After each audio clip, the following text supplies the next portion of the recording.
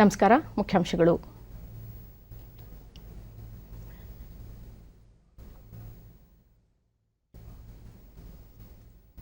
ಎರಡು 2021-22ನೇ ಸಾಲಿನ ಕೇಂದ್ರ ಬಜೆಟ್ ಮಂಡನೆಗೆ ಕ್ಷಣಗಣನೆ. ಇದೇ ಮೊದಲ ಬಾರಿಗೆ ಕಾಗದರಹಿತ ಬಜೆಟ್. ರಾಷ್ಟ್ರಪತಿ ಸಚಿವ ಸಂಪುಟ ಒಪ್ಪಿಗೆ ನಂತರ ಆಯವ್ಯಯ ಮಂಡನೆ. ಆರ್ಥಿಕ ಪುನಶ್ಚೇತನಕ್ಕೆ ಕೃಷಿ, ಕೈಗಾರಿಕೆ, ಮೂಲಸೌಕರ್ಯ ವೃದ್ಧಿಗೆ ಒತ್ತು ಸಾಧ್ಯತೆ. ವಿಧಾನಮಂಡಲ ಅಧಿವೇಶನದ ಕಾರ್ಯಕಲಾಪ. ಉಭಯ ಸದನಗಳಲ್ಲಿ ಹುಣಸೋಡು ಸ್ಫೋಟ ಪ್ರಕರಣದ ಚರ್ಚೆ ನಿರೀಕ್ಷೆ. ಇಂದು ಭಾರತೀಯ ಕರಾವಳಿ ರಕ್ಷಣಾ ಪಡೆಯ 45ನೇ ಸಂಸ್ಥಾಪನಾ ದಿನ. ರಾಷ್ಟ್ರದ ಭದ್ರತೆಯಲ್ಲಿ ಮಹತ್ವದ ಪಾತ್ರಕ್ಕೆ ಗಣ್ಯರ ಶ್ಲಾಘನೆ. ವಾರ್ತೆಗಳ ವಿವರ.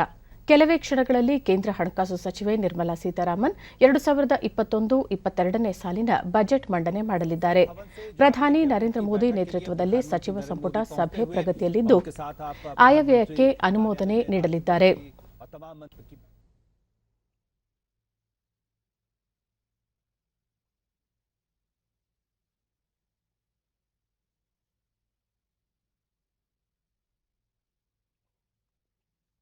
ಇದಕ್ಕೂ ಮುನ್ನ ಹಣಕಾಸು ಸಚಿವೆ ನಿರ್ಮಲಾ ಸೀತಾರಾಮನ್ ಹಾಗೂ ರಾಜ್ಯ ಖಾತೆ ಸಚಿವ ಅನುರಾಗ್ ಠಾಕೂರ್ ಅವರು ವಿತ್ತ ಸಚಿವಾಲಯದಲ್ಲಿ ಬಜೆಟ್ ಮಂಡನೆಯ ಬಗ್ಗೆ ಅಧಿಕಾರಿಗಳೊಂದಿಗೆ ಅಂತಿಮ ಸಭೆ ನಡೆಸಿದರು.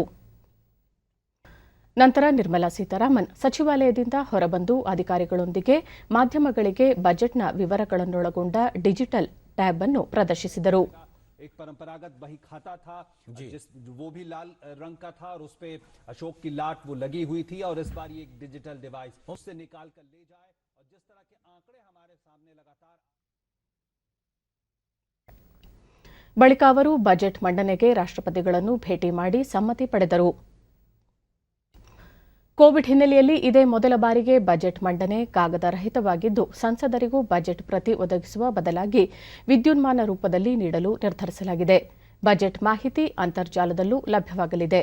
ಹಾಗಾಗಿ ಯಾವುದೇ ಬಜೆಟ್ ಪ್ರತಿಗಳನ್ನು ಈ ಬಾರಿ ಮುದ್ರಿಸಿಲ್ಲ.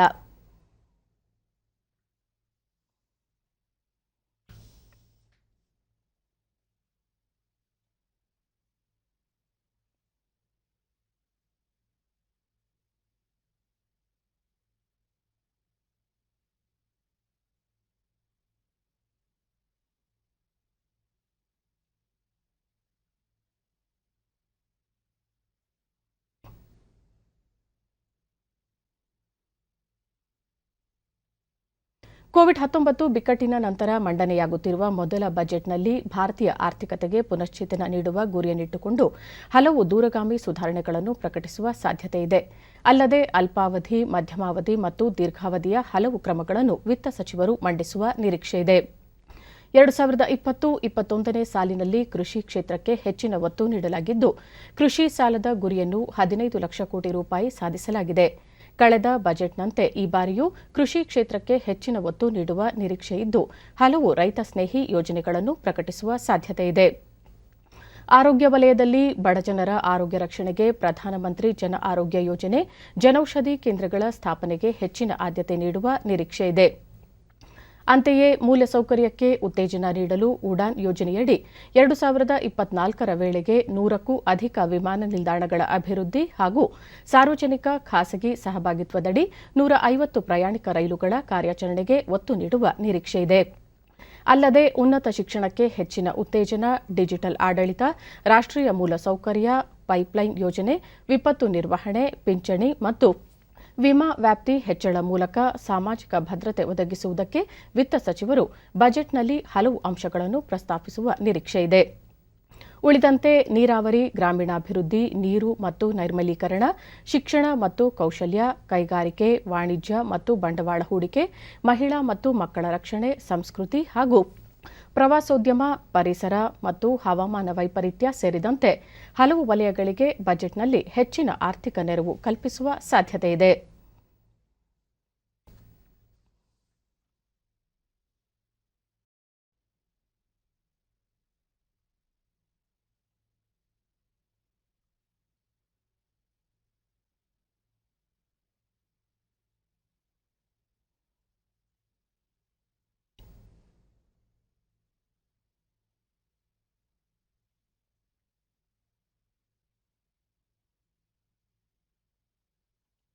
2 ದಿನಗಳ ಬಿಡುವಿನ ನಂತರ ರಾಜ್ಯ ವಿಧಾನಮಂಡಲ ಅಧಿವೇಶನ ಇಂದು ಪುನರಾರಂಭವಾಗಲಿದೆ.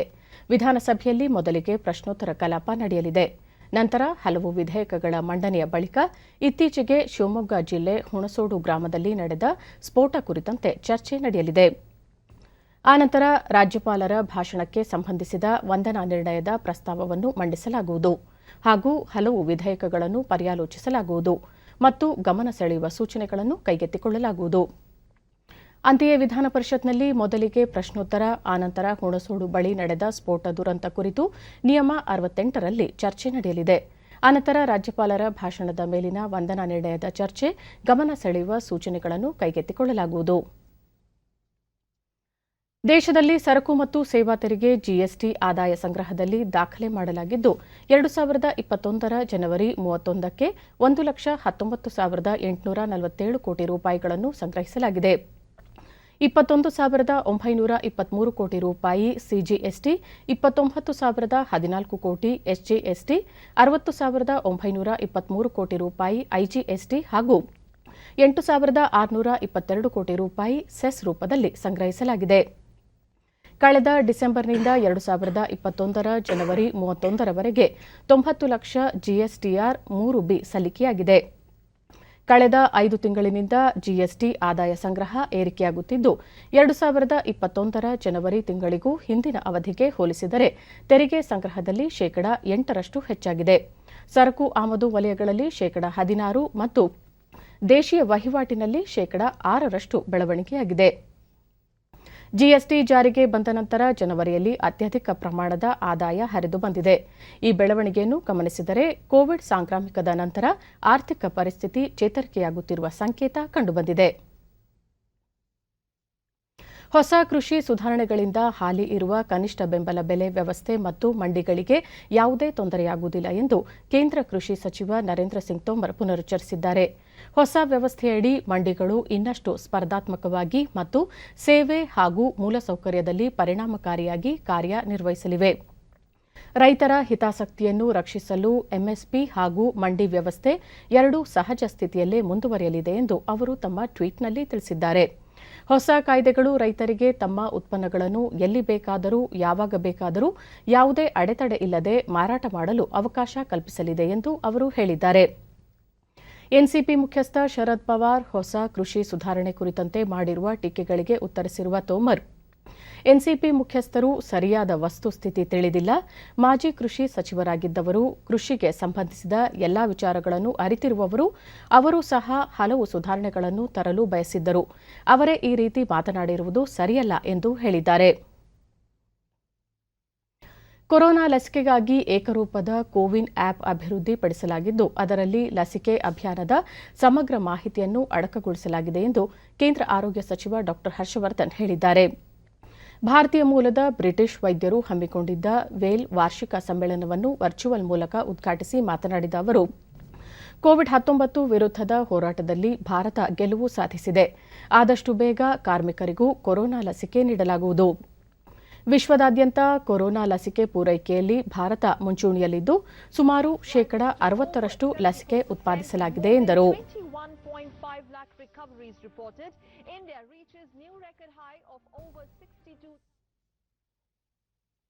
ಸರ್ಕಾರಿ ಪದವಿ, ಇಂಜಿನಿಯರಿಂಗ್ ಮತ್ತು ಡಿಪ್ಲೊಮಾ ಕಾಲೇಜುಗಳ ಉಪನ್ಯಾಸಕರ ವರ್ಗಾವಣೆಯನ್ನು ಕೌನ್ಸೆಲಿಂಗ್ ಪ್ರಕ್ರಿಯೆ ಮೂಲಕ ನಡೆಸಲಿದ್ದು ಒಟ್ಟು ಬೋಧನಾ ಸಿಬ್ಬಂದಿ ಪೈಕಿ 15% ಮೀರದಂತೆ ವರ್ಗಾವಣೆ ಮಾಡಲಾಗುವುದು ಎಂದು ಉನ್ನತ ಶಿಕ್ಷಣ ಸಚಿವ ಹಾಗೂ ಉಪಮುಖ್ಯಮಂತ್ರಿ ಡಾ ಸಿಎನ್ ಅಶ್ವತ್ಥನಾರಾಯಣ ಬೆಂಗಳೂರಿನಲ್ಲಿ ನಿನ್ನೆ ತಿಳಿಸಿದ್ದಾರೆ.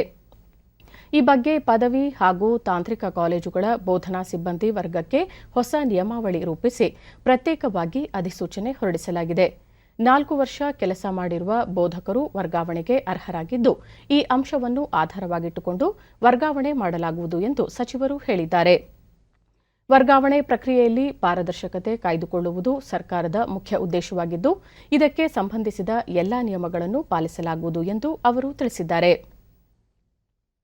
ಕೇಂದ್ರ ಜವಳಿ ಸಚಿವೆ ಸ್ಮೃತಿ ಇರಾನಿ ನಿನ್ನೆ ವರ್ಚುವಲ್ ಮೂಲಕ 8ನೇ ಭಾರತೀಯ ಅಂತಾರಾಷ್ಟ್ರೀಯ ರೇಷ್ಮೆ ಮೇಳವನ್ನು ಉದ್ಘಾಟಿಸಿದರು. ನಂತರ ಅವರು 200ಕ್ಕೂ ಅಧಿಕ ಖರೀದಿದಾರರು ಈಗಾಗಲೇ ನೋಂದಣಿ ಮಾಡಿದ್ದಾರೆ. ಮತ್ತು ಅಷ್ಟೇ ಸಂಖ್ಯೆಯ ಪ್ರತಿನಿಧಿಗಳು ರೇಷ್ಮೆ ಉತ್ಪನ್ನಗಳ ವ್ಯಾಪಾರದಲ್ಲಿ ತೊಡಗಿರುವ 100ಕ್ಕೂ ಅಧಿಕ ಭಾರತೀಯ ಕಂಪನಿಗಳೊಂದಿಗೆ ವಹಿವಾಟು ನಡೆಸಲು ಮಾತುಕತೆ ನಡೆಸುತ್ತಿವೆ ಎಂದರು. ಭಾರತೀಯ ರೇಷ್ಮೆಯ ಸೌಂದರ್ಯ ಮತ್ತು ಮೆರಗನ್ನು ಬಿಂಬಿಸುವ ಈ ಮೇಳದಲ್ಲಿ ಹೆಚ್ಚಿನ ಸಂಖ್ಯೆಯ ಪ್ರದರ್ಶಕರು ಮತ್ತು ಸಾಗರೋತ್ತರ ರಾಷ್ಟ್ರಗಳ ಖರೀದಿದಾರರು ಪಾಲ್ಗೊಳ್ಳಬೇಕು ಎಂದು ಅವರು ಹೇಳಿದರು. ಭಾರತ ರೇಷ್ಮೆ ಉತ್ಪಾದನೆಯಲ್ಲಿ ವಿಶ್ವದ ಅತಿದೊಡ್ಡ ರಾಷ್ಟ್ರವಾಗಿದ್ದು ಸುದೀರ್ಘ ಇತಿಹಾಸ ಹೊಂದಿದೆ. ಅಲ್ಲದೆ 4 ವಿವಿಧ ರೇಷ್ಮೆ ತಳಿಗಳನ್ನು ಬೆಳೆಯುವ ಏಕೈಕ ರಾಷ್ಟ್ರವಾಗಿದೆ. ಈ ಮೇಳವನ್ನು ಭಾರತೀಯ ರೇಷ್ಮೆ ರಫ್ತು ಉತ್ತೇಜನ ಮಂಡಳಿ ಆಯೋಜಿಸಿದ್ದು ಭಾರತದ ಅತಿದೊಡ್ಡ ರೇಷ್ಮೆ ಮೇಳವಾಗಿದೆ. ಕೋವಿಡ್-19 ಹಿನ್ನೆಲೆಯಲ್ಲಿ ಈ ಬಾರಿ 5 ದಿನಗಳ ಮೇಳವನ್ನು ವರ್ಚುವಲ್ ರೂಪದಲ್ಲಿ ಆಯೋಜಿಸಲಾಗಿದೆ. ದೇಶದಲ್ಲಿ ಕೋವಿಡ್-19 ಸೋಂಕು ಪ್ರಕರಣಗಳ ಸಂಖ್ಯೆಯಲ್ಲಿ ಗಣನೀಯ ಇಳಿಕೆ ಕಂಡುಬಂದಿದೆ. ಕಳೆದ 24 ಗಂಟೆಗಳಲ್ಲಿ ಹೊಸದಾಗಿ 11,427 ಕೊರೋನಾ ಸೋಂಕು ಪ್ರಕರಣಗಳು ದೃಢಪಟ್ಟಿವೆ. ಇದರೊಂದಿಗೆ ಕೋವಿಡ್-19 ಸೋಂಕಿತ ಪ್ರಕರಣಗಳ ಒಟ್ಟು ಸಂಖ್ಯೆ 1,07,57,610ಕ್ಕೆ ಏರಿಕೆಯಾಗಿದೆ. ದೇಶದಲ್ಲಿ ಒಟ್ಟು 1,54,392 ಸಕ್ರಿಯ ಪ್ರಕರಣಗಳಿದ್ದು ಈ ಪ್ರಮಾಣ ಶೇಕಡಾ 1.56ಕ್ಕೆ ಇಳಿಕೆಯಾಗಿದೆ. ಇದುವರೆಗೂ ಒಟ್ಟು 1,04,34,983 ಮಂದಿ ಗುಣಮುಖರಾಗಿದ್ದು ಚೇತರಿಕೆಯ ದರ ಶೇಕಡಾ 97ರಲ್ಲಿದೆ. ದೇಶದಲ್ಲಿ ಈವರೆಗೆ 1,54,392 ಮಂದಿ ಸಾವನ್ನಪ್ಪಿದ್ದು ಮರಣ ಪ್ರಮಾಣ ಶೇಕಡಾ 1.44ರಷ್ಟಿದೆ. ರಾಜ್ಯದಲ್ಲಿ ನಿನ್ನೆ ಹೊಸದಾಗಿ 522 ಕೋವಿಡ್ ಪ್ರಕರಣಗಳು ದೃಢಪಟ್ಟಿದ್ದು ಇದರೊಂದಿಗೆ ಒಟ್ಟು ಸೋಂಕು ಪ್ರಕರಣಗಳ ಸಂಖ್ಯೆ 9,39,387ಕ್ಕೆ ಏರಿಕೆಯಾಗಿದೆ. ನಿನ್ನೆ 465 ಮಂದಿ ಆಸ್ಪತ್ರೆಯಿಂದ ಬಿಡುಗಡೆಯಾಗಿದ್ದು ಇದುವರೆಗೂ ಗುಣಮುಖರಾದವರ ಒಟ್ಟು ಸಂಖ್ಯೆ 9,21,122ಕ್ಕೆ ತಲುಪಿದೆ. ನಿನ್ನೆ 4 ಸಾವನ್ನಪ್ಪಿದ್ದು ಮೃತಪಟ್ಟವರ ಸಂಖ್ಯೆ 12,217ಕ್ಕೆ ಏರಿಕೆಯಾಗಿದೆ. ಸದ್ಯ ರಾಜ್ಯದಲ್ಲಿ 6,029 ಸಕ್ರಿಯ ಪ್ರಕರಣಗಳಿವೆ. 145 ಮಂದಿ ರಾಜ್ಯದ ವಿವಿಧ ಆಸ್ಪತ್ರೆಗಳಲ್ಲಿ ತೀವ್ರ ನಿಗಾ ಘಟಕದಲ್ಲಿ ಚಿಕಿತ್ಸೆ ಪಡೆಯುತ್ತಿದ್ದಾರೆ. ನಿನ್ನೆ 75,451 ಮಾದರಿಗಳ ಪರೀಕ್ಷೆ ನಡೆಸಿದ್ದು ಇದುವರೆಗೂ 1,70,33,930 ಮಂದಿಗೆ ಕೊರೋನಾ ಪರೀಕ್ಷೆ ನಡೆಸಲಾಗಿದೆ ಎಂದು ಆರೋಗ್ಯ ಮತ್ತು ಕುಟುಂಬ ಕಲ್ಯಾಣ ಇಲಾಖೆ ತಿಳಿಸಿದೆ.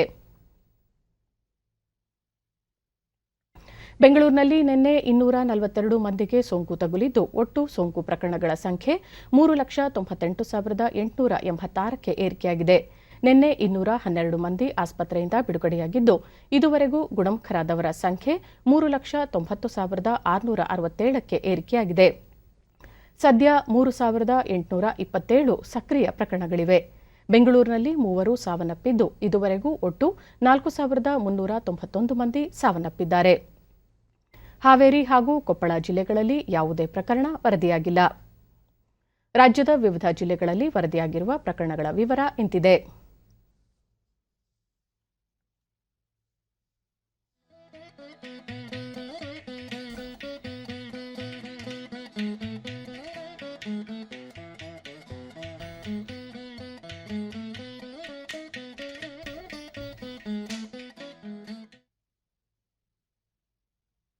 ಈಗ ಜಾಹೀರಾತು, ನಂತರ ವಾರ್ತಾ ಪ್ರಸಾರ ಮುಂದುವರಿಯುವುದು.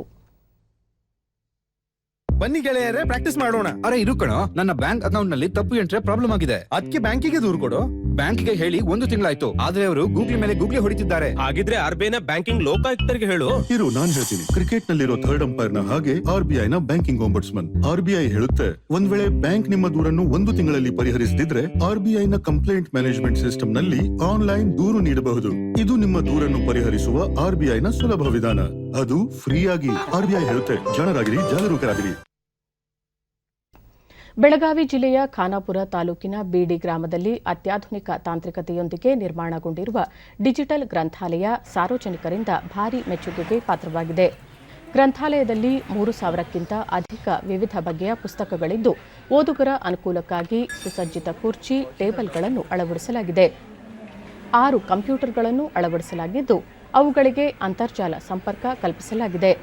ಕರ್ನಾಟಕ ಪಬ್ಲಿಕ್ ಗ್ರಂಥಾಲಯ .com ಜಾಲತಾಣಕ್ಕೆ ಭೇಟಿ ನೀಡಿ 40,000ಕ್ಕೂ ಹೆಚ್ಚು ಪುಸ್ತಕಗಳನ್ನು ಓದಲು ಕಲ್ಪಿಸಲಾಗಿದೆ.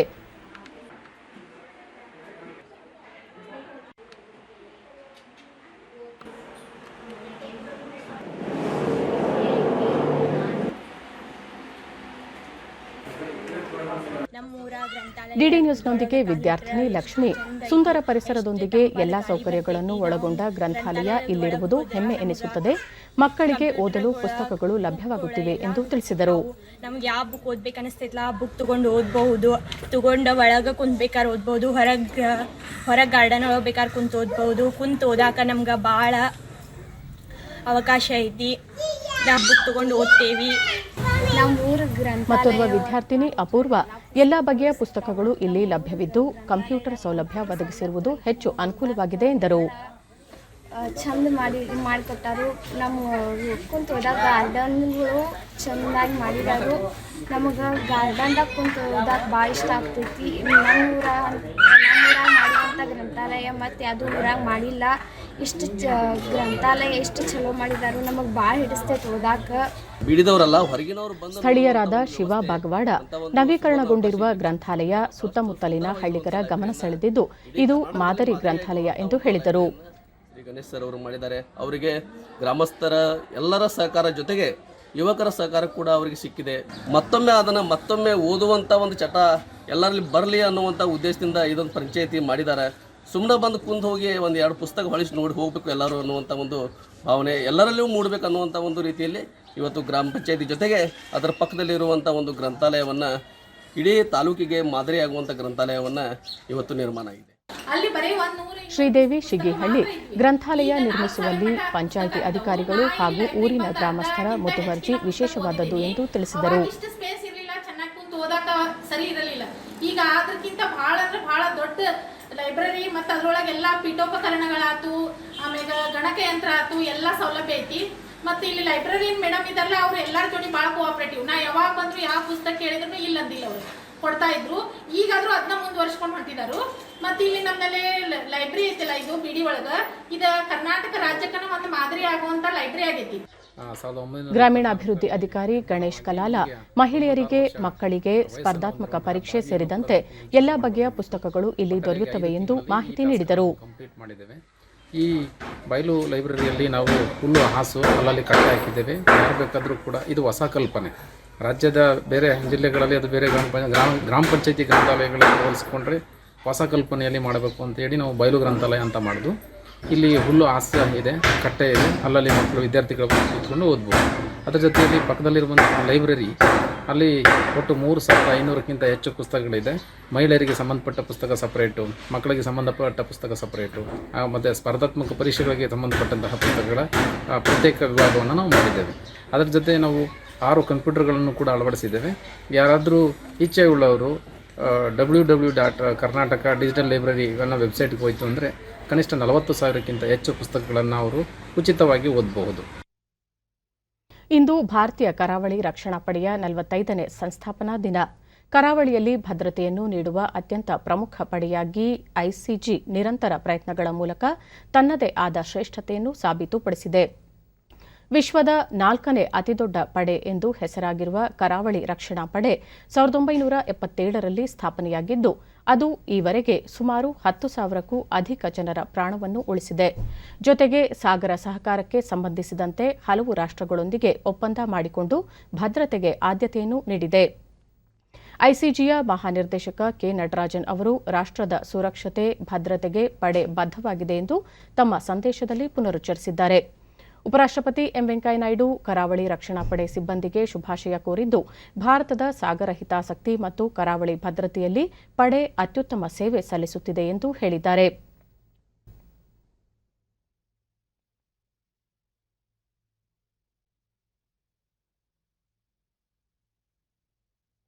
ಪ್ರಧಾನಿ ನರೇಂದ್ರ ಮೋದಿ ತಮ್ಮ ಟ್ವೀಟ್ ಸಂದೇಶದಲ್ಲಿ ಕರಾವಳಿ ರಕ್ಷಣಾ ಪಡೆಯ ಸಂಸ್ಥಾಪನಾ ದಿನವಾದ ಇಂದು ಎಲ್ಲ ಸಿಬ್ಬಂದಿ ಮತ್ತು ಅವರ ಕುಟುಂಬಕ್ಕೆ ಶುಭಾಶಯ ಕೋರುತ್ತೇನೆ.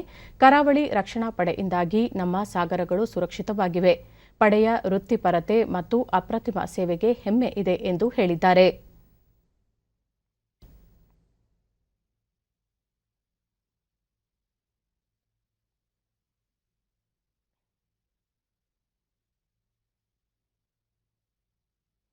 ರಕ್ಷಣಾ ಸಚಿವ ರಾಜನಾಥ್ ಸಿಂಗ್ ಕರಾವಳಿ ರಕ್ಷಣಾ ಪಡೆ ಸಿಬ್ಬಂದಿಗೆ ಶುಭಾಶಯಗಳನ್ನು ಕೋರಿದ್ದಾರೆ. ಭಾರತೀಯ ಕರಾವಳಿಯನ್ನು ರಕ್ಷಿಸುವಲ್ಲಿ ಪಡೆ ಅತ್ಯಂತ ಮಹತ್ವದ ಪಾತ್ರ ವಹಿಸುತ್ತಿದೆ. ಅದಕ್ಕಾಗಿ ನಾನು ಗೌರವ ಸಲ್ಲಿಸುತ್ತೇನೆ ಎಂದು ಹೇಳಿದ್ದಾರೆ. ಉಪರಾಷ್ಟ್ರಪತಿ ಎಂ ವೆಂಕಯ್ಯನಾಯ್ಡು ಇಂದು ದೆಹಲಿಯ ದಿಲ್ಲಿ ಹಾತ್ ಪ್ರದೇಶದಲ್ಲಿ ರಾಷ್ಟ್ರೀಯ ಬುಡಕಟ್ಟು ಉತ್ಸವ ಆದಿ ಮಹೋತ್ಸವ್ಗೆ ಚಾಲನೆ ನೀಡಲಿದ್ದಾರೆ. ಈ ಉತ್ಸವ ಫೆಬ್ರವರಿ 15ರವರೆಗೆ ಮುಂದುವರಿಯಲಿದೆ ಎಂದು ಬುಡಕಟ್ಟು ವ್ಯವಹಾರಗಳ ಸಚಿವಾಲಯ ತಿಳಿಸಿದೆ. 2017ರಿಂದ ಆಚರಿಸಲಾಗುತ್ತಿರುವ ಆದಿ ಮಹೋತ್ಸವದಲ್ಲಿ ಬುಡಕಟ್ಟು ಸಮುದಾಯದ ಸಂಸ್ಕೃತಿ, ಕಲೆ, ಕರಕುಶಲತೆ ಹಾಗೂ ತಿನಿಸುಗಳ ಅನಾವರಣವನ್ನು ಯಶಸ್ವಿಯಾಗಿ ನಡೆಸಿಕೊಂಡು ಬರಲಾಗುತ್ತಿದೆ. ದೇಶಾದ್ಯಂತ ಇರುವ ಬುಡಕಟ್ಟು ಸಮುದಾಯಗಳ ಸಂಸ್ಕೃತಿ ಹಾಗೂ ಶ್ರೀಮಂತ ವೈವಿಧ್ಯತೆಯ ಕರಕುಶಲವನ್ನು ಜನಪ್ರಿಯಗೊಳಿಸುವ ಭಾಗವಾಗಿ ಈ ಉತ್ಸವ ಆಚರಿಸಲಾಗುತ್ತಿದೆ. ಉತ್ಸವದಲ್ಲಿ ಬುಡಕಟ್ಟು ಸಮುದಾಯಗಳ ಕಲೆ, ಕರಕುಶಲ ವಸ್ತುಗಳು, ಔಷಧಿ, ಅಡುಗೆಗಳ ಪ್ರದರ್ಶನ ಹಾಗೂ ಮಾರಾಟ ಒಳಗೊಂಡಿದೆ. ಬುಡಕಟ್ಟು ಜನಪದ ಕಾರ್ಯಕ್ರಮಗಳನ್ನು ಸಹ ಆಯೋಜಿಸಲಾಗಿದ್ದು 20 ರಾಜ್ಯಗಳ 1,000ಕ್ಕೂ ಹೆಚ್ಚು ಕರಕುಶಲಕರ್ಮಿಗಳು, ಕಲಾವಿದರು ಹಾಗೂ ಪಾಕ ಪ್ರವೀಣರು ಉತ್ಸವದಲ್ಲಿ ಪಾಲ್ಗೊಳ್ಳಲಿದ್ದಾರೆ. ಕೇಂದ್ರ ವಾರ್ತಾ ಮತ್ತು ಪ್ರಸಾರ ಖಾತೆ ಸಚಿವ ಪ್ರಕಾಶ್ ಜಾವಡೇಕರ್ ದೆಹಲಿಯಲ್ಲಿ ನಿನ್ನೆ ರಾಷ್ಟ್ರೀಯ ಮಹಿಳಾ ಆಯೋಗದ 29ನೇ ಸಂಸ್ಥಾಪನಾ ದಿನದ ಕಾರ್ಯಕ್ರಮದಲ್ಲಿ ಪಾಲ್ಗೊಂಡಿದ್ದರು. ಈ ಸಂದರ್ಭದಲ್ಲಿ ಕೋವಿಡ್ ವಾರಿಯರ್ಸ್ ಸಾಧಕಿಯರನ್ನು ಸನ್ಮಾನಿಸಲಾಯಿತು. Rajiv Lochan delivered vote of thanks and expressed the Commission's gratitude to all the dignitaries present in the Foundation Day. ಈ ಸಂದರ್ಭದಲ್ಲಿ ಮಾತನಾಡಿದ ಸಚಿವ ಜಾವಡೇಕರ್, ಪ್ರಧಾನಿ ನರೇಂದ್ರ ಮೋದಿ ನೇತೃತ್ವದ ಸರ್ಕಾರ ಮಹಿಳೆಯರ ಸಬಲೀಕರಣಕ್ಕೆ ಬದ್ಧವಾಗಿದ್ದು ಈ ನಿಟ್ಟಿನಲ್ಲಿ ಹಲವು ಕ್ರಮಗಳನ್ನು ಕೈಗೊಳ್ಳುತ್ತಿದೆ ಎಂದು ಹೇಳಿದರು. ಮಹಿಳೆಯರಿಗೆ ತಮ್ಮ ಸರ್ಕಾರ ಕಲ್ಪಿಸಿರುವ ಹಕ್ಕುಗಳನ್ನು ಈ ಮೊದಲಿನ ಸರ್ಕಾರಗಳು ಕಲ್ಪಿಸಿದ್ದರೆ ಸಮಾಜ ಅತ್ಯುತ್ತಮ ಸ್ಥಿತಿಗೆ ತಲುಪುತ್ತಿತ್ತು ಎಂದು ತಿಳಿಸಿದರು. ಬೇಟಿ ಬಚಾವೋ ಬೇಟಿ ಪಢಾವೋ ಕಾರ್ಯಕ್ರಮ ಜಾರಿಗೊಳಿಸಿ ದೇಶದಲ್ಲಿ ಹೆಣ್ಣು ಮಕ್ಕಳ ಲಿಂಗಾನುಪಾತ ಸುಧಾರಣೆಗೆ ನೆರವಾಗಿದೆ. ಹರಿಯಾಣದಲ್ಲಿ ಹೆಣ್ಣು ಮಕ್ಕಳ ಲಿಂಗಾನುಪಾತದಲ್ಲಿ ಗಮನಾರ್ಹ ಸುಧಾರಣೆ ಕಂಡುಬಂದಿದ್ದು ಈಗ ಹೆಣ್ಣು ಮಕ್ಕಳು ಹುಟ್ಟಿದರೆ ಕುಟುಂಬ ಸಂತಸ ಪಡುವ ಮನಸ್ಥಿತಿ ಮೂಡಿದೆ ಎಂದು ಹೇಳಿದರು. आधे आबादी की सही ताकत प्रतिभा का उपयोग समाज ने नहीं किया, इसलिए हम पिछड़ गए. हम यानी केवल भारत नहीं, सारी दुनिया.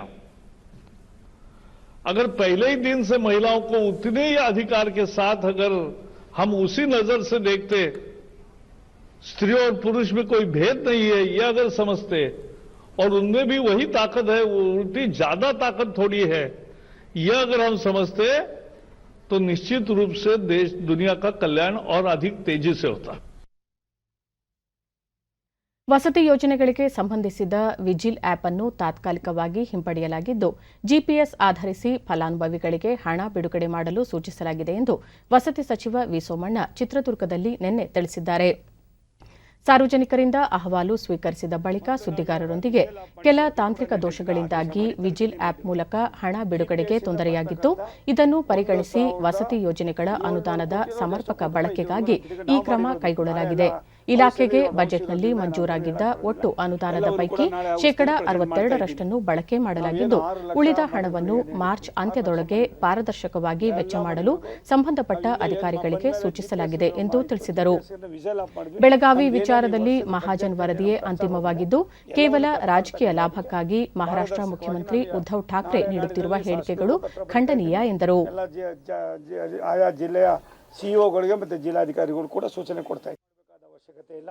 ಒಬ್ಬ ಮುಖ್ಯಮಂತ್ರಿಯಾಗಿ ಆ ಮುಖ್ಯಮಂತ್ರಿಗೆ ಗಾಂಭೀರ್ಯತೆ ಅರ್ಥ ಮಾಡ್ಕೊಳ್ದಿರ ಮಾತಾಡಿ ತಮ್ಮ ಜನಪ್ರಿಯ ಏನಾದ್ರು ಗಳಿಸ್ಕೋಬೋದು ಅಂತ ಅವರಿದ್ದರೆ ಅವರಂಥ ದಡ್ರು ಈ ಪ್ರಪಂಚದಲ್ಲಿ ಇರೋದಿಲ್ಲ. ಈ ರೀತಿಯಾಗಿ ಜನರನ್ನು ಎತ್ಕೊಳ್ತಕ್ಕಂಥದ್ದಾಗಲಿ ಒಂದು ಈಗಾಗಲೇ ಮುಗಿದ ಅಧ್ಯಾಯವನ್ನು ಮತ್ತೆ ಪ್ರಾರಂಭ ಮಾಡ್ತೀರ ಅಂತ ಕನ್ಸ್ಕೊಂಡ್ರೆ ಅದಾಗೋದಿಲ್ಲ. ಆ ರೀತಿಯಾದ ಒಂದು ಭಾವನೆಯನ್ನು ಅವರು ಮೊದಲು ಬಿಡಬೇಕಾಗ್ತದೆ. ಉದ್ದಟತನದ ಪ್ರಮಾದಿಯನ್ನು ಅವರು ಕೊರೋನಾ ಕಾರಣದಿಂದ ಸ್ಥಗಿತಗೊಂಡಿದ್ದ ಕರಾವಳಿಯ ಸಾಂಪ್ರದಾಯಿಕ ಕ್ರೀಡೆ ಕಂಬಳ ಪುನರಾರಂಭಗೊಂಡಿದ್ದು ಶನಿವಾರ ಚಾಲನೆ ದೊರೆಯಿತು. ಬೆಳಗ್ಗೆ ಆರಂಭವಾದ ಜಿಲ್ಲೆಯ ಮೊದಲ ಕಂಬಳ ರಾತ್ರಿಯವರೆಗೂ ನಡೆಯಿತು. ಕಂಬಳದಲ್ಲಿ 167 ಜೋಡಿ ಕೋಣಗಳು ಪಾಲ್ಗೊಂಡಿದ್ದವು.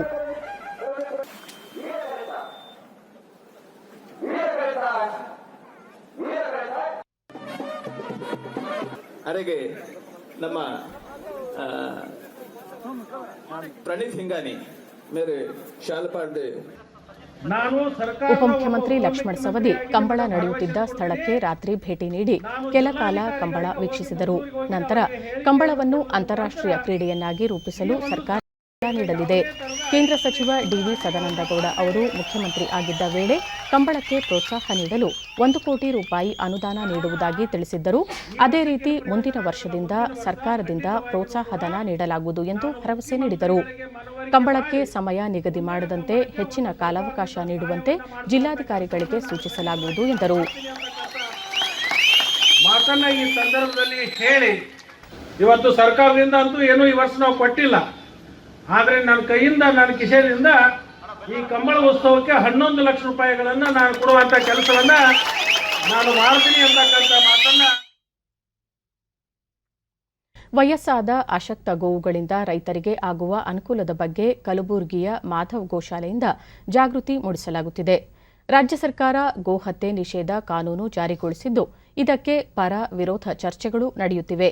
ಒಂದೆಡೆ ಬಿಡಾಡಿ ದನಗಳು ವಯಸ್ಸಾದ ಗೋವುಗಳಿಂದ ಲಾಭವಿಲ್ಲ ಎಂಬ ಮಾತುಗಳು ಕೇಳಿಬರುತ್ತಿದ್ದು, ಇದಕ್ಕೆ ವ್ಯತಿರಿಕ್ತವಾಗಿ ಕಲಬುರಗಿಯ ಮಾಧವ್ ಗೋಶಾಲೆ ಜಾಗೃತಿ ಅಭಿಯಾನ ಆರಂಭಿಸಿದೆ.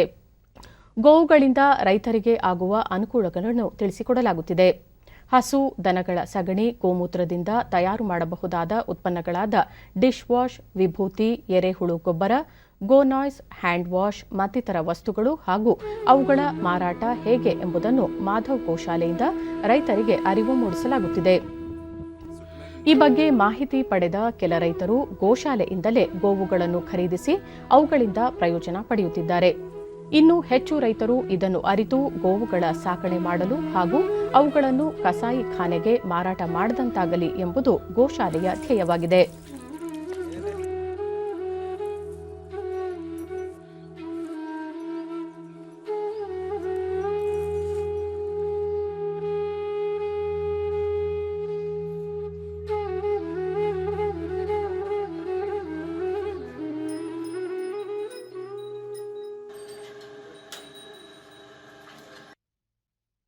ಡಿಡಿ ನ್ಯೂಸ್ನೊಂದಿಗೆ ಮಾಧವ್ ಗೋಶಾಲೆನಿಂದ ಪತ್ರಿಕೆದಾಗ ಆಕಳುಗಳು ಕೊಡ್ತಾರ ಅಂತೇಳಿ ಗೊತ್ತೈತ್ರಿ. ಅದಕ್ಕೆ ಈ ಗೋಶಾಲೆನಿಂದ ಒಂದು 2 ಆಕಳು ತೊಗೊಂಡಿದ್ದೇವೆ ರೀ. ನಾವು ಎಲ್ಲ ಗಂಭೀರವಾದ ಪರಿಸ್ಥಿತಿ ಐತ್ರಿ ಮನ್ಯಾಗ. ಹಾಗಾಗಿ ಇವು 2 ಆಕಳುಗಳು ಕೊಟ್ಟರು ಸರ್ ಗೋಶಾಲೆನಿಂದ. ಅದರಿಂದ ನಾವು ಹೈನುಗಾರಿಕೆ ಮಾಡಿರ್ತೀವಿ. ಅದರಿಂದ ಎಲ್ಲ ನಮ್ಗೆ ಅನುಕೂಲ ಆಗುತ್ತದೆ. ಹಾಗಾಗಿ ಆಕಳುಗಳು ನಿಂತು ಭಾಳ ಸೌಲಭ್ಯ ಆಗ್ಯದ ಗೋಶಾಲೆನಿಂದ ನಮ್ಗೆ. ಹಾಗಾಗಿ ಅದರಿಂದ ಮನೆ ಸಂಸಾರ ಚಂದ ನಡೆದೈತೆ.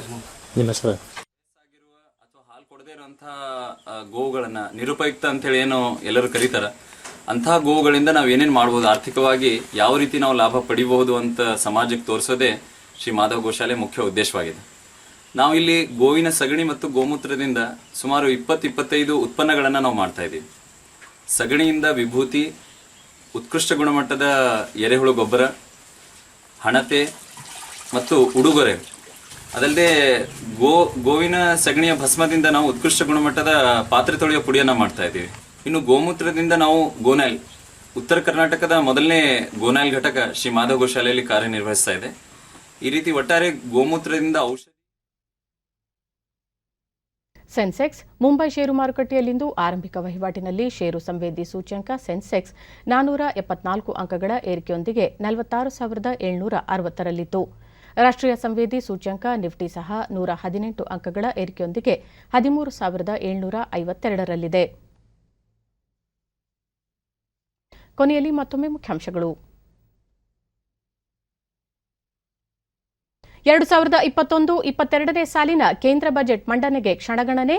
ಇದೇ ಮೊದಲ ಬಾರಿಗೆ ಕಾಗದ ರಹಿತ ಬಜೆಟ್. ಆಯವ್ಯಯಕ್ಕೆ ರಾಷ್ಟ್ರಪತಿ ಸಚಿವ ಸಂಪುಟ ಒಪ್ಪಿಗೆ. ಆರ್ಥಿಕ ಪುನಶ್ಚೇತನಕ್ಕೆ ಕೃಷಿ, ಕೈಗಾರಿಕೆ, ಮೂಲಸೌಕರ್ಯ ವೃದ್ಧಿಗೆ ಒತ್ತು ಸಾಧ್ಯತೆ. ವಿಧಾನಮಂಡಲ ಅಧಿವೇಶನದ ಕಾರ್ಯಕಲಾಪ. ಉಭಯ ಸದನಗಳಲ್ಲಿ ಹುಣಸೋಡು ಸ್ಫೋಟ ಪ್ರಕರಣದ ಚರ್ಚೆ ನಿರೀಕ್ಷೆ. ಇಂದು ಭಾರತೀಯ ಕರಾವಳಿ ರಕ್ಷಣಾ ಪಡೆಯ 45ನೇ ಸಂಸ್ಥಾಪನಾ ದಿನ. ರಾಷ್ಟ್ರದ ಭದ್ರತೆಯಲ್ಲಿ ಮಹತ್ವದ ಪಾತ್ರಕ್ಕೆ ಗಣ್ಯರ ಶ್ಲಾಘನೆ. ನಮ್ಮ ವಾರ್ತಾ ಪ್ರಸಾರವನ್ನು ನೀವು ಡಿಡಿ ಚಂದನ ನ್ಯೂಸ್ ಯೂಟ್ಯೂಬ್ ಚಾನೆಲ್ನಲ್ಲೂ ವೀಕ್ಷಿಸಬಹುದು. ನಮ್ಮ ಮುಂದಿನ ವಾರ್ತಾ ಪ್ರಸಾರ ಮಧ್ಯಾಹ್ನ 1 ಗಂಟೆಗೆ ಡಿಡಿ ಚಂದನದಲ್ಲಿ. ನಮಸ್ಕಾರ.